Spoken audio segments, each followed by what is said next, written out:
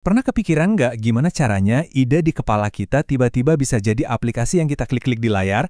Nah, hari ini kita akan bedah bareng-bareng prosesnya, dari awal sampai akhir, dengan melihat langsung pembuatan satu aplikasi yang simple. Yuk, kita coba ngintip ke balik layar. Kita akan saksikan gimana sebuah kanvas digital yang kosong bisa disulap jadi program yang benar-benar berfungsi dan berguna. Jadi, kita akan jadi saksi perjalanan sebuah konsep, sebuah gagasan, yang pelan-pelan diubah jadi alat nyata yang bisa kita pakai sehari-hari. Seru kan?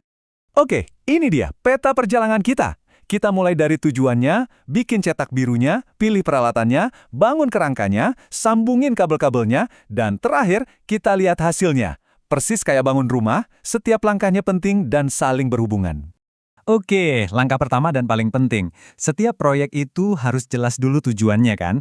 Nah, tujuan kita kali ini kelihatannya sederhana. Kita mau bikin aplikasi desktop buat ngelola daftar kontak pribadi.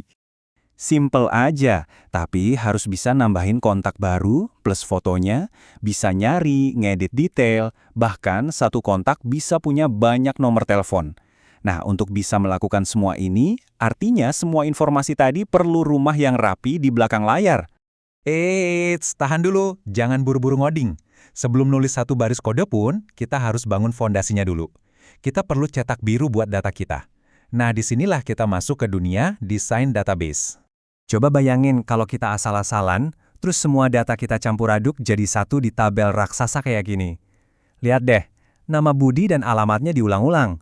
Ini bukan cuma nggak efisien, ini resep jitu buat bikin pusing di kemudian hari. Jadi, apa masalahnya? Ada dua, dan dua-duanya fatal. Pertama, duplikasi data. Ini boros tempat banget. Kedua, yang lebih bahaya adalah redundansi. Coba bayangin kalau Budi pindah alamat. Kita harus update di 2 baris, kalau lupa satu aja, datanya jadi nggak sinkron. Kacau kan? Nah, biar nggak kejadian kayak gitu, para profesional punya senjata rahasia. Namanya Entity Relationship Diagram atau ERD. Anggap aja ini peta harta karun kita, panduan buat membangun database yang kokoh dan rapi. Caranya gimana? Sebenarnya logis banget, cuma 3 langkah. Pertama, kita tentuin aktor utamanya itu siapa aja. Di kasus kita, ya kontak dan nomor telepon. Kedua, kita definisikan hubungan mereka. Satu kontak bisa punya banyak nomor telepon. Ketiga, kita bikinin rumah sendiri-sendiri yang rapi untuk masing-masing aktor itu. Dan voila, lihat bedanya. Daripada satu tabel gendut yang berantakan, kita sekarang punya 2 tabel kecil yang ramping dan saling terhubung dengan pinter. Ini bukan cuma soal hemat tempat loh, ini bikin aplikasi kita jauh lebih gampang dirawat dan dikembangkan ke depannya.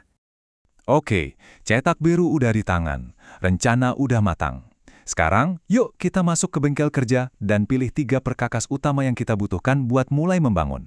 Pertama, bahan bangunannya kita pakai Java. Kenapa? Karena Java ini fleksibel banget. Kita tulis kodenya sekali, dan aplikasi kita bisa jalan di Windows, Mac, Linux, di mana aja. Ibaratnya bikin satu kunci yang bisa buka banyak pintu. Kalau Java itu bahannya, kita butuh bengkelnya. Nah, bengkel kita adalah NetBeans IDE. Anggap aja ini kotak perkakas super canggih. Semua alat yang kita butuhin buat nulis kode, ngerakit, sampai nguji coba, semuanya udah ada di satu tempat. Praktis. Dan yang terakhir, kita perlu lemari arsip yang canggih. Di sini kita pakai Oracle Express. Ini adalah brankas digital gratis yang tugasnya nyimpen, ngatur, dan nyariin data kontak kita setiap kali kita butuh. Dia penjaga data kita. Sip, cetak biru udah siap, bahan bangunan udah ada, perkakas juga lengkap. Sekarang saatnya masuk ke bagian yang paling kelihatan hasilnya.